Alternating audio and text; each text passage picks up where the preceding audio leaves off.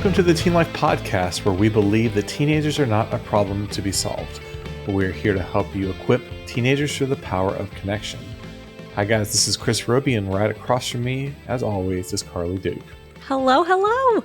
Hey, good to see you today, Karlie. Today, we are going to run into a subject that, as I saw this come across our agenda, I was like, is it already time to be talking about this? But with spring break coming up and with the weather warming up, we want to start talking about safety, especially when it comes to water safety.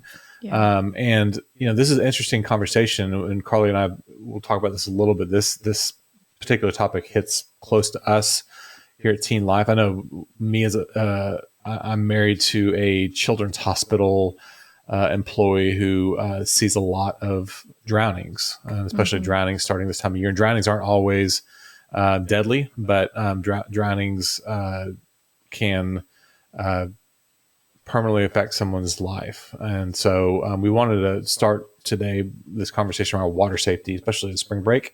It's upon a lot of us, and the importance of talking about how we are around the water. Right.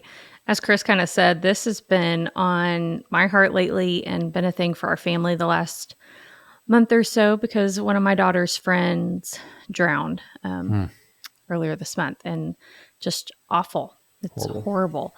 And obviously she was younger, and Chris and I will probably get into this a little more, but we had a teenager that we were close to and loved and connected with, and even did a podcast with his mom that drowned when he was a teenager. And so this is not just a little kid or baby issue, even though I feel like that is talked about quite a bit around pool safety, but any age, any skill level can drown, even if you're a really good and really strong swimmer. And so this is something that I felt like we needed to talk about before we hit that like real big water push in spring break. And we'll link to this interview we did with Dana Gage of the LB Project. And we have that link here in the show notes as well, to kind of hear, the tragedy behind, especially open water drownings for teenagers. Yeah. And we'll go through the statistics, but I know for me, this wasn't something that was on my radar a lot before the drowning of this teenager and the impact that it had in our local community. And so this is such an important topic to make sure that you and your teenager, and especially as you'll see here in a second, your male teenager needs to be having around water safety and making sure that life jacket goes on. Yeah. Connor's death was tragic, but he has, I feel like, made a difference in his life, has impacted people, because I was telling Chris, our family changed. What we do with water changed forever after that happened. But for a few stats, nearly 80% of people who die from drowning are male, which is staggering. Many factors can contribute to that, but sometimes increased exposure to water, risk-taking behaviors, and alcohol use can also contribute to that. More than half of fatal and non-fatal drownings among people 15 and older occur in natural waters like lakes, rivers, oceans. Right. So, like I said, for younger kids, pools are a big danger, and that can still be a danger for teenagers, but really those natural waters are really dangerous for teenagers. And then among adolescents and adults, alcohol use is involved in up to 70% of deaths associated with water recreation, so like boats and swimming. Nearly 1 in 4 emergency department visits for drowning, and 1 in 5 reported boating deaths all have alcohol involved. And obviously we know this, we've talked about alcohol, but it impairs your balance, your coordination, your judgment, and increases risk-taking behavior. And then you add that to especially open water, and that can be a really scary thing. Yeah. I mean, 70% is a huge number when it comes to these. The alcohol is a factor in all of these, or in 70% of these deaths. It tells you a whole lot about, obviously, we recommend our teenagers don't drink, and hold that off until adulthood. And then also if you are going to be in moderation, but if there's alcohol at all involved, the conversation around water safety is the biggest, most important thing. Right. I think you're exactly right, Chris. But let's get into some safety tips because those stats can be scary, Mm-hmm. if I'm being honest, especially if you have kids in your home or kids who like to be in water. And so let's talk about what we can do to try to protect them. And the first thing is if you are in natural water, even if you're sitting in a boat, you need to be wearing a life vest. Right. And that sounds silly, but the U.S. Coast Guard reported that 658 boating related deaths in 2021, 81% died by drowning. 83% of those people were not wearing a life vest. Yeah. And so, and the life vest thing is, it's kind of a culture thing, really, when it comes to those who have lake houses or have boats or host, especially, right? And so making sure if you are someone who has any authority or in charge that not only are you requiring life vests for any teenager who's out there, but you yourself are also wearing one as well when you're on the water, that you are not exempt from that. It is this is what we do Right. kind of conversation. Right. And I'm going to link to the LV project. We kind of already mentioned Dana and the work that they're doing, but they have a lot of research and a lot of resources around life vest and the importance of them, especially for natural water. And so they're a good resource for you to go take a look at as well. And we'll link that. But also, if you have teenagers who are going to be in natural water, like a lake or a river, make sure you're talking about the risks of that because pools and lakes are different. Mm-hmm. And lakes can be murky, they can be unpredictable. You don't know the depth or what's under it. Maybe weather comes up. And if you're in the middle of a lake, that's different than like being in a pool where you can get out and go inside. Right. And It's so all it's all about knowing what you're dealing with, and you don't want to dive into water that you don't know how deep it is, and even if you do, it's still pretty risky because you don't know where rocks are, you don't know where any of those things are, especially if it's got any shallowness to it. But and it's obvious for us sitting here on a cold February morning talking about this, the difference between pools and lakes, right? But you don't think about it unless you're sitting there talking about it. So to be able to point out, hey, let's make sure we understand that there's a whole big difference if we're going to be out in this lake compared to our backyard pool. Yeah. And that's where, once again, life vests are so important because I was telling Chris when I was in high school, we would go out on the lake with friends and with adults who were always with us. It's not like we went out by ourselves, but we would jump off of cliffs or we'd jump off of docks and not thinking, hey, you don't know what's under there, or not thinking I should have a life jacket on just in case something happens. And so just make sure, even if they're doing stuff like that, they should have a life jacket on because you never know what can happen. And that is a safety thing. I'll also say too, if you're on any kind of river with a current, is really, really important too, because currents are really, and I mean, whether you're a current or if you're a river or if you're on the beach with rip tides, all those kind of things. I vividly remember one of my cousins almost drowning. He got swept away by a river current, and his dad had to like time it out perfectly to go grab him and pull him back in. He just got swept away, and just the power of water is so frightening. And just knowing, hey, are we in calm water? Are we water that can pull us under or take us away? It's really important to have those conversations. Yeah, having a healthy respect of water and understanding what it can do can go a long way. Also, talk about the expectations before they are around water. So, for example, if they are going out with friends and your expectation is you will wear a life jacket at all times, make sure you set that expectation ahead of time, even if the family they're going with isn't doing that. Right. But also, who are you going with? Are there going to be adults? Are they going to remain safe? Going back to alcohol, will there be alcohol use among the adults? Like conversations like that, they will seem like overkill to your teenager. I just know that they will. Your teenager will probably roll their eyes, but you would rather them be safe and talk about those things ahead of time than later go, oh, I didn't even think to tell them that. I just assumed. And I don't feel like we can assume anything with safety in our teenagers. Right. Going back to the adult conversation and having conversations about who they're going to be with. If you are the adult in charge, make sure you're supervising, make sure you're not distracted. No phones, no distractions. I know some people, especially around pools, will have like a designated adult for like 30 minutes at a time, say, and they don't talk to anyone.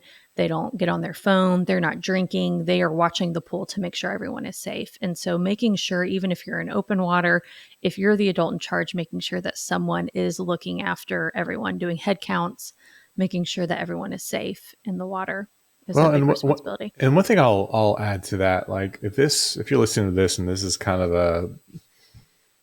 a meh conversation, you're like, this okay, and this has never affected me. We really highly encourage you to go back and listen to our interview with Dana Gage, where she really recounts what happened and how preventable it was. And I think it's the hardest part of that whole conversation is really how just with some additional conversations or additional supervision, this would never have happened. And so as an adult, if you have a teenager going out to a lake house or going out to a party that's on a lake, not being afraid to take that additional proactive step with those parents or that responsible party involved and say, listen, this might seem like overkill, but understand, like I know stories, I'm connected with people. This is important to me. And so if my kid's going to go out to your place, I need to make sure you require life jackets and require these things. And can I have those assurances? And then also in constant communication with your teenager, are you wearing a life jacket, any of those kind of things, but just to be able to take those additional steps. You're not crazy. You're not like the helicopter parent for asking those questions, is making sure those things are covered, because that parent might not have heard all the stories and might not take this very seriously. But you, since you've heard this podcast and are in the know now, can do that. Yeah, exactly.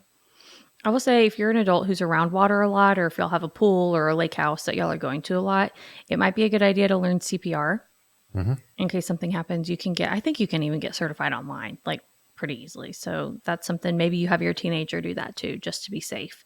That's never a bad thing. I know we've talked about alcohol a few times. Make sure you're talking about that with your teenagers. Talk about the risks. If they're, especially like you mentioned, Chris, if they're going to a party at a lake house, even if they're not intending to get in the water, that is a danger that's close by. And if they're drinking, you just never know what's going to happen. So having those conversations. And if you're supervising, like I said, maybe you need to skip too for a little bit while you're the adult in charge. Right. And then finally, I'll say use a buddy system. Make sure teenagers aren't going off and swimming by themselves.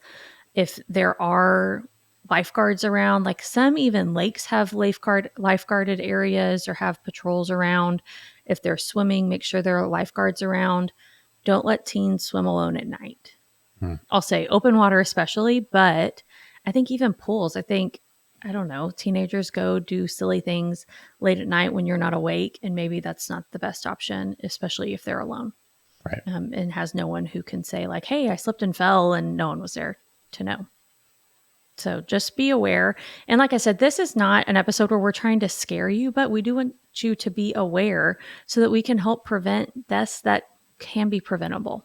And so we just want you and your teenagers to be as safe as possible this swimming season. For the tip this week, Chris, let's get into some spring break ideas. We kind of introed it with the water, but I have like maybe some thoughts on some things that you can do both in town, out of town, cheap. If you want to go big, you can go big, but kind of any budget. Let's talk about some things that maybe you could do with your teenagers. Spring break's awesome. It's just something about that kind of, you're getting through the dog days of spring. Kind of, you're starting to see some glimmers of spring coming up. It's a little warmer and some opportunities just to kind of take a break and a breath as a family. Especially the older that my kids get, the more fun spring break is, for sure. I'll say my first idea is to have an adventure day. Get out of the house, go do something active and fun. If you are in the Fort Worth area, we are partial to Rockwood go-karts. They have a putt-putt course. They have this go-kart track that is super fast and super fun. Any age of your kid, like my 5-year-old loves it, but we see teenagers out there all the time who just go with their friends and who love to race and have fun, especially if it rains. Sometimes they'll open up the track and it's slick. And so if you're local, we'll link to them. That's a great option. Also, Topgolf is fun. That's a fun, and there are other like similar things. I know chicken and pickle places are really big right now where you can go eat and be active. So maybe if you as a parent don't want to play golf or pickleball, you can sit there and eat some queso and let your teenagers play and work off some energy. But something like that would be really fun. Also, going on a road trip, even if it's really short, is really a fun, affordable way. If it's just getting away for a night, somewhere where you're just going to go see a new town, go see something you hadn't seen before, find a fun Airbnb that's close to you, just to stay a couple nights, or look up a famous restaurant within driving distance and make some stops along the way. It's fun to sit down, especially with your kids, and map it out. Say, hey, we haven't driven this way before. What are some places we can check out along the way, and make that an adventure? Spring break's a great time to be able to do that, to hit the open road and see a new place. Right. And you can take that as far if you want to go for the whole week and go somewhere big, that's great. Or if you just want to get away for a night or two, that would be something really fun to do with your kids. Along that same vein, but a little different, become a tourist in your own city. If you don't want to pay for a hotel or an Airbnb, find something fun, like pretend like Google, for example, you live in Fort Worth, like visiting Fort Worth things to do. And look at this list and go, okay, what have we not done because we live here and what would be really fun? Maybe Yeah, go ahead. I was going to say, maybe look up restaurants. I know there are lots of like love lists on Instagram are big right now. So there are these accounts that are dedicated to restaurants and things to do in certain cities. And so you could even look that up with your teenagers and be like, all right, you go through here, click through, find a restaurant that you want to go to. And we're going to check that out tonight. I think we all, in the town we live in, even if it's a big town or a small town, it doesn't really matter, but we kind of have our go-to places, and we kind of frequent the same areas of town. But I know in a city like Fort Worth, there's so many places I've not seen, and I've lived here for a long, long time. And any place that you've lived, even if it's a tiny little town out in the middle of nowhere, there's probably some parts of it you don't really know very well. Or if you're in a smaller town, there's like the going into town city that's close to you that you maybe don't know as well. There's just really great things to be able to see anywhere close to you, and be able to get to know where you live a lot better. Yeah. Even something small like Babes are really big around here. And at one point in college, my friends, we were like, all right, let's find every Babes within driving distance and we're going to go try them all and look at all of them. Or so if there's even a restaurant that that your family loves and there's another location, go try a different location across town and just see how it differs, or if they have a sister location, something like that could be really fun. And another stay-at-home option is a movie or a TV marathon.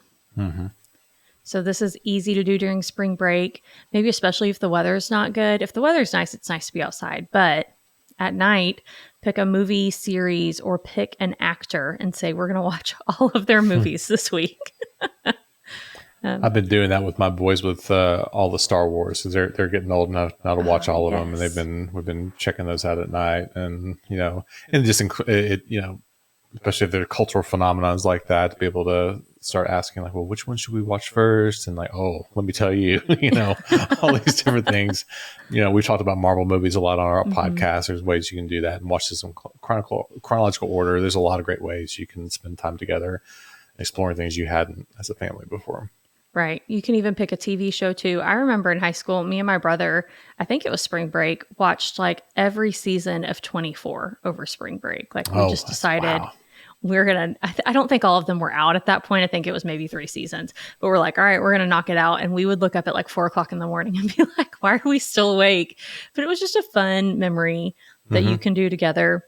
A tip that my husband does this all the time, and it's kind of embarrassing, but it's also awesome. He will walk into a movie theater, get a large popcorn, and then walk out. Just go for the popcorn. So there have been times where we're having a movie night at home and he was like, but I want really good popcorn. And so he'll drive up to the closest movie theater and get us a large popcorn and come home, and we'll all share movie theater popcorn. And so maybe if you want to do something that's a little cheaper than going to the movies, you could still do that and have that movie experience. That's so fun. That is. My last idea is to do something small every day. So it doesn't have to be a big deal find one small thing for you and your family to look forward to, especially if you're not going anywhere. I feel like spring break sometimes can turn into teenagers sleeping all day or playing video games all day and not really getting out and doing something. So it could be something like, hey, invite a friend over today, or we're going to go somewhere fun for lunch, or we're going to take a walk, or we're going to go shopping. We're going to grab a coffee, try a new recipe at home for dinner. It could be something really small, especially if you're working. It doesn't have to be you taking the whole week off, but do something that they have, something like when they go back to school, they can talk about with their friends, or something that like kind of gets them out of bed every morning. One thing we'll do during those breaks is when the kids were little, they called it Days with Dad. And so they would make a checklist, basically. What are the things you want to do today? And we would just make a checklist and be able to work through that checklist all day long. And there's obviously different ways you could do that. But we've really enjoyed that because it also allows, if you're a parent who works or works from home or whatever, some things that you need to get done as a parent, on top of the other things that the kids want to do, you can kind of sprinkle those things in, like, hey, we need to clean the garage and do this, but then after that we'll go play baseball, or we'll go do this or that. Be able to kind of do both, where it's not just partying all week, but actually get some stuff done too. That's a really fun way to be able to do that. For the tip this time, this is a little different because it's not so much as a tip as I want to sprinkle this in, Chris. All right. Have you heard of the show The Parent Test? I have not. Okay, so it's fascinating. I'm not going to make you watch it. I watched it. But for anyone listening, I'm planning on talking about this show in a few weeks, but I wanted to give you a heads up if you want to go watch it, or even go watch just the first episode to kind of get a grasp of what it is. But it is, I've been telling all these people about it. I haven't finished the last episode yet, but it really is fascinating because what it does is it compares 12 different parenting styles and it puts them to the test. So like in the first episode, it highlights 4 of these, and each family, each couple goes through like 2 tests an episode. And then at the end, the other 8 parenting styles vote on who their favorites were. And then they go into a semifinal round and then a final round, so they can like name the best parenting style, which I don't know if that's necessarily true, but it really is just interesting to be like, oh, I didn't know people did it that way. Or I like that piece of that parenting style, but I don't like this piece. Or just things that even they'll notice about themselves when these kids are put to the test. That they do silly things like getting them to jump off a high dive when they're scared. And how does your parenting style work into that? Or even like a stranger danger test where you're not home and a stranger comes to the door. Will your kids open the door or not? Did you prepare them for that? Or if you go to a super fancy restaurant where your kids are going to hate every single item on the menu, how are they going to react? It's just really interesting. Like I said, it just highlights different styles and different ways people parent. It's like high achieving, traditional. There's like child-led, free range, helicopter, all kinds of different styles. So if you are over spring break, maybe looking for something to watch, it could be a thing to watch, because there were also things, I have younger kids, but that I was watching of going like, I haven't thought to like even talk to my kid about that, and I should. Because I wasn't thinking about it through that lens. And so sometimes watching other parents struggle is like, oh, I don't need to do that. And I'm going to learn from their mistake. And so it's really interesting.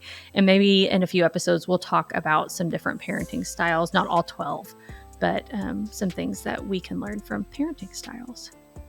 All right. Well, with that, that's a wrap for this episode. If you enjoy this episode, we encourage you to subscribe so that the new episodes every single Tuesday drop into your podcast feed. To follow us on social media and all the places that if you just search teenlife.ngo, that will typically find where we are on social media. Text this episode to a friend if the water safety topic is really important to you, something here that struck a nerve. Send that on to a friend via text. Review us on your favorite podcast app to let others know how awesome our podcast is. And we will see you next week.